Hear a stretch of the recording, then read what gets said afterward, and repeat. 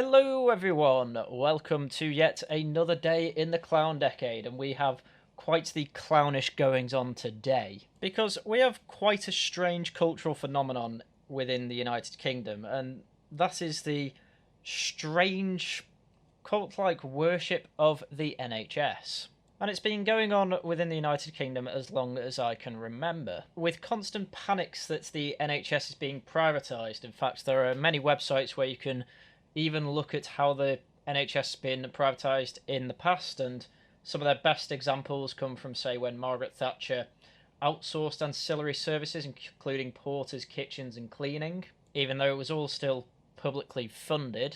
Because they stopped having their own NHS cleaning staff, they instead have private companies paid for that instead via the public purse. That's apparently privatising it.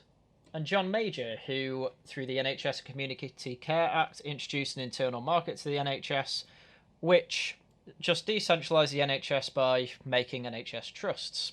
Though according to the analysis, this actually increases costs to the NHS bureaucracy, which, by the way, is paid for by the public purse. So, again, whenever anyone says the NHS is being privatised, odds are it's not. Anyway, ignoring the constant panics about the NHS being privatised, there is also this weird idea that the NHS is the envy of the world. I think the funniest example of this is an article from The Guardian that says NHS comes top in healthcare survey. Study by Washington-based foundation puts healthcare provisions in the US at the bottom of its report. Now, how exactly this report ranked these countries' healthcare systems is a bit of a mystery, because here comes the funniest thing you will ever read in an article like this. The only serious black mark against the NHS was its poor record on keeping people alive. On a composite healthy life score, which includes deaths among infants and patients who have survived and they received timely and efficient healthcare, the UK came 10th out of 11. The authors say that the healthcare system cannot be solely blamed for this issue, which is strongly influenced by social and economic factors. Although the NHS came third overall for timeliness of care, its short waiting times were praised. There is a frequent misperception that the trade-offs between universal coverage and timely access to specialised service are inevitable. However, the Netherlands, UK and Germany provide universal coverage with low out-of-pocket costs while maintaining quick access to specialty services, the report added. However, if you are coming right at the bottom of keeping people alive, you're probably not a very good health service. I also want to point out that this article is 9 years old, and all of those things that we have ranked first on, we obviously don't rank first on anymore in any report that has come out recently, despite the fact that it also praises the NHS for costing less than a lot of other healthcare services, but apparently still ranking top in the overall report. So whenever people say the NHS is being defunded or anything like that, even though that's all nonsense anyway, increasing the amount we spend on the NHS probably wouldn't help, because quite clearly, when we don't spend as much, it works better. Anyway, all of this praise gets weirder and weirder when in 2012, when London hosted the Olympic Games, part of the ceremony involved praising the NHS. Again, it is very weird to praise a specific nationalised industry like this, because some other parts of the ceremony were celebrating people playing cricket on the rolling, beautiful green hills of England, and of course celebrating the Industrial Revolution, which saw one of the biggest spikes in quality of living for a general population that the world has ever seen. But it wasn't part of this celebration of, oh, let's celebrate, I don't know, the Thames Archway Company or Great Western Railway or something like that. It was just a general, many people came together and a lot of great men made great inventions, innovations, and works which obviously helped the whole country to uplift its living standards. But with the NHS, I mean, this is how weird it was. They had a big song and dance celebrating specifically the Great Ormond Street Hospital, which, fair enough, that has helped a lot with children's charities, but then it goes from that to celebrating all these nurses to then lighting up the entire Olympic Stadium with lights saying NHS, as if it's this massive thing to celebrate, when it's a bog standard, if not below average healthcare service. It's a really strange thing to celebrate like this. I don't think you'd see any other country doing it. And then the next massive thing that seemed to happen, that was the oh great worship of the NHS, was the Clap for Carers, or Clap for the NHS campaign in the UK, that even saw places like Channel 4 advertise, saying, please clap for carers at 6 p.m. tonight. And it happened weekly every Thursday during the lockdowns. It was one of the strangest things ever. And you had entire news cycles having cameras all over the country, seeing politicians, firemen, and just random people in the streets come out of their houses, socially distanced of course, and just clap in the streets like a bunch of performing monkeys. It was very strange, and I personally just refused to do it, because I'm simply not going to clap for a massive faceless institution that doesn't do anything particularly outstanding. So why have I gone through all that? Well, it's mainly because the BBC's daily news wrap-up show had a very, very strange NHS at 75 live segment where they had an entire audience basically try and praise the NHS, but also say, oh, the NHS isn't as good as it used to be, and I want to blame the current government for that. When really, as I say, the NHS has never particularly been that outstanding. And so we're going to go through a few clips of it, but it's the very last one I want you to stay for. So let's get into the first one. And I mean, you've got lots of experience of care over a period of time, but you've seen in the last 6 years it become a much more complex and difficult thing to work in.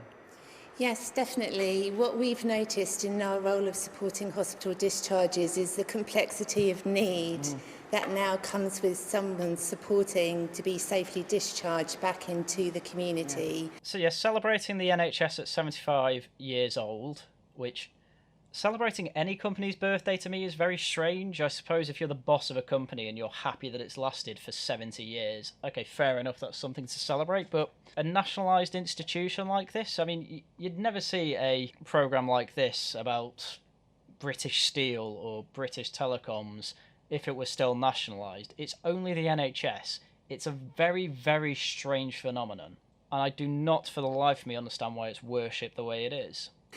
It used to be a lot of a smoother process, but now there's several layers that need peeling off the onion in order to support someone to get home safely and then to avoid that readmission back to hospital. And harder to find the people to do that. Definitely. I mean, I do find it funny. This is just a programme about here is how the NHS has got worse and worse. It's mired with more bureaucracy now, as it always is. And yet, if you even suggest reforming it in any way so you don't have all this stupid bureaucracy, all of a sudden you're privatising the thing. No, don't touch the NHS. It's perfect the way it is. Well, which is it? Because there's plenty more stories here about how it's terrible. You had a bad experience on the NHS, not once but twice when you had your children. But you actually turned that awful experience and turbocharged change. So what happened?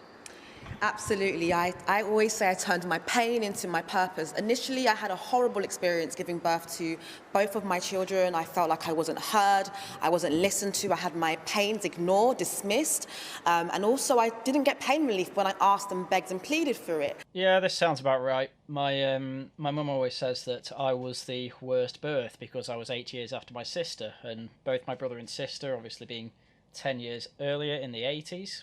When the NHS was run ever so slightly better. It was a case that you'd be on medication for the pain, you would have a cup of tea brought to you whenever you asked, and then when it came around to my turn, in the mid-90s, they basically just got rid of all that and seemed to just want you to give birth as quickly as possible and get you out of there. Exactly the details on what changed there, I have no idea, but I have no reason to believe that it got any better than that. So I'm not surprised to hear this story that this woman didn't even get any pain relief, because my mum at least got pain relief with me, just not as much as she used to.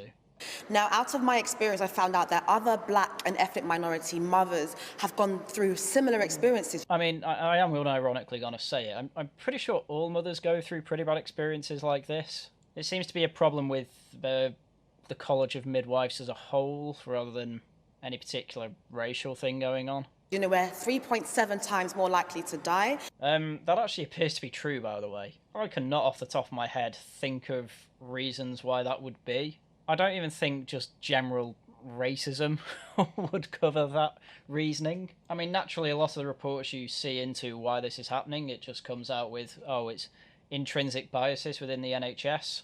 But given that something like 40% of all nurses and midwives in the UK are from a black or Asian minority ethnic background, I just don't see how it could be purely racism that's doing that.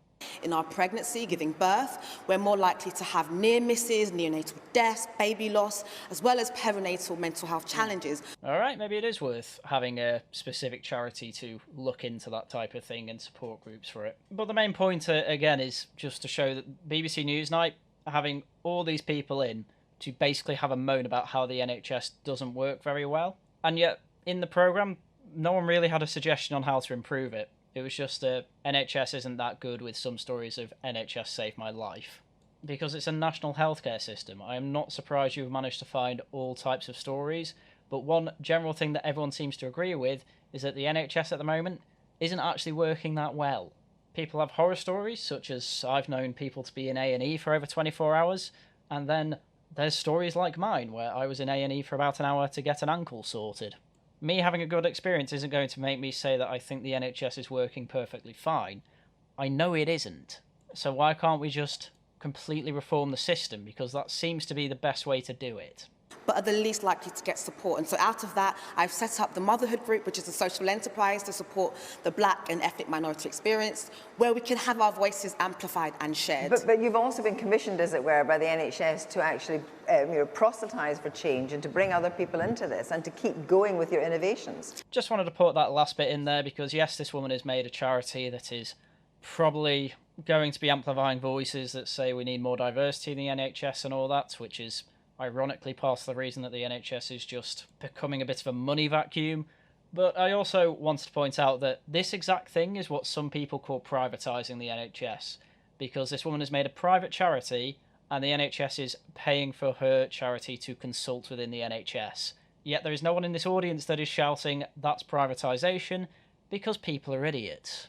Anyway, second to last clip here. Yeah, I had a stroke when I was 45, so relatively young, 52 now. Except I made the mistake of having the stroke at a weekend. So I was in hospital being observed for a suspected stroke. I had the stroke in a hospital, which is the irony, but the care wasn't available because it was a Sunday and we don't provide full stroke care on a Sunday. Yeah, hearing stories like this is what really, really gets to me when there's any conversation on the NHS, because how a hospital doesn't have full care on a weekend is beyond me. People can get sick any day of the week, and yet on weekends, potentially life-saving care wasn't available for this man. He possibly could have died from this. And yet while he's in a hospital, some nurses and doctors just, sorry, we don't have full care for it today. Which, in my mind, if someone is potentially dying, it doesn't really matter. Surely you should do something about it. And it's not like stories like this aren't uncommon. I know another anecdote of an NHS nurse that I know recently, and they didn't have any ice packs in the hospital. There was none, and yet someone comes in with an injury and they need to apply ice to it. And my nurse friend was just like, oh, I will go off and buy some frozen peas from Morrison's since we have no other option. And yet no one else seemed to have that type of initiative, which is probably another reason that NHS hospitals aren't that good. There is probably genuinely a lack of initiative on things like this. And I imagine this is what has happened with this man who has a stroke. No initiative taken, just, sorry, we don't deal with strokes today, and then he probably had to suffer more than he would need to and potentially die. But Kirsty, what I'd really like to talk about is that was before we turned 70 as the NHS. We're turning 75 and it's not changed. We're in the jewel of the crown, in my opinion, for the NHS today. We're in Adam Brooks and they're introducing the treatment which I couldn't have, which was thrombectomy. But it's still a lottery across the country. And despite the fact he has been failed by the NHS, he is still playing some apologia for it, like using the we're in the jewel of the crown type thing here. He described the NHS as a crown, despite the fact that their lack of care could have killed him. Because there's just a weird worship for the NHS, as I've been constantly saying this whole video. But despite all these horror stories from the NHS, I mean, they weren't really horror stories, I've heard much worse. But despite all this criticism in this programme for the NHS, the BBC, the state broadcaster, in a special about the state healthcare service, decided that this was a good idea. Happy birthday to you. Happy birthday to you.